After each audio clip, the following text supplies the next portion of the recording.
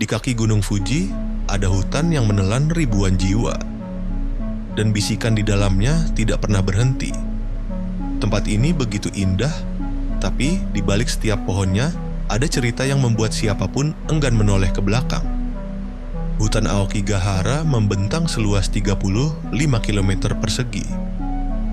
Dari udara, ia terlihat seperti lautan hijau gelap, tenang, dan damai. Namun, begitu kaki Anda menjejak tanahnya, dunia luar seperti menghilang. Pepohonan tumbuh rapat, ranting-ranting saling mengait, menciptakan bayangan yang menelan cahaya matahari. Suara burung hampir tak terdengar. Angin tertahan oleh dinding dedaunan. Bahkan langkah kaki Anda terasa seperti diserap bumi. Penduduk setempat menyebutnya Jukai, lautan pepohonan. Dan di lautan inilah banyak yang tersesat. Bukan hanya secara fisik, tapi juga dalam pikirannya sendiri. Di masa lalu, terutama pada zaman feodal, ada cerita kelam bernama Ubasute, tradisi meninggalkan orang tua yang sudah renta di gunung atau hutan, agar mereka mati sendirian demi mengurangi beban keluarga. Sejarawan masih memperdebatkan apakah Ubasute benar-benar terjadi atau hanya mitos. Namun legenda ini sudah cukup untuk memberi Aokigahara reputasi angker. Lalu pada abad ke-20, novel Kuroi Jukai, karya Seicho Matsumoto, menambah bahan bakar. Dalam novel itu, seorang tokoh memilih Aokigahara sebagai tempat mengakhiri hidupnya. Buku ini populer, dan entah disengaja atau tidak, pembaca yang terpengaruh mulai melihat hutan ini sebagai tempat yang tepat untuk menghilang.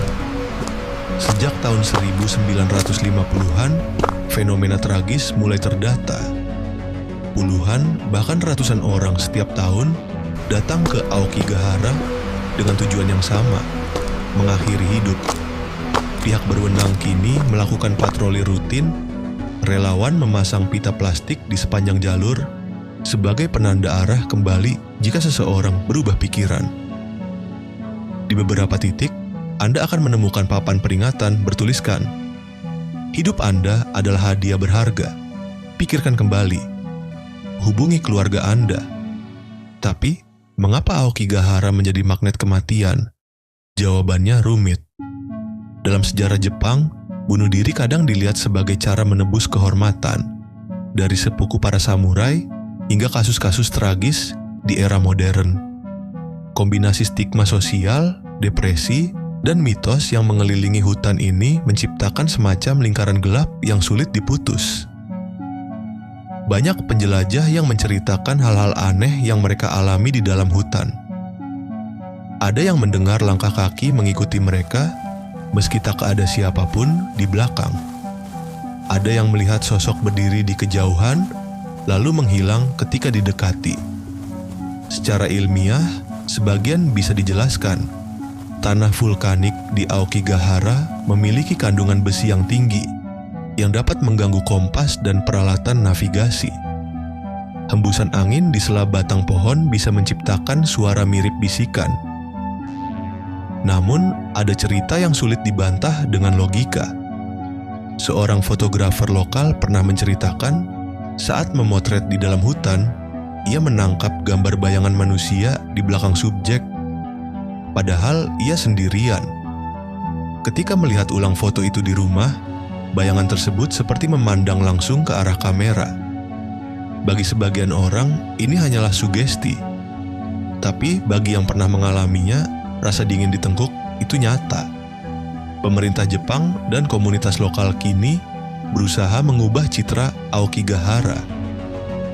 Jalur hiking resmi dipromosikan, festival alam diadakan, dan patroli ditingkatkan untuk membantu orang yang mungkin berniat bunuh diri. Namun, Aokigahara tetap menjadi simbol yang sulit dihapus dari ingatan kolektif. Hutan ini adalah irisan antara keindahan dan tragedi, antara fakta dan legenda. Ia mengingatkan kita bahwa alam, seindah apapun, bisa menjadi saksi bisu penderitaan manusia. Dan mungkin, pelajaran terbesar dari Aokigahara adalah bahwa setiap orang yang hilang di dalamnya pernah menjadi bagian dari dunia kita. Mereka pernah tersenyum, tertawa, dan berharap. Dan bagi kita yang masih di sini, tugasnya adalah menjaga agar harapan itu tidak hilang. Tapi, Aokigahara hanyalah satu dari banyak misteri kelam Jepang.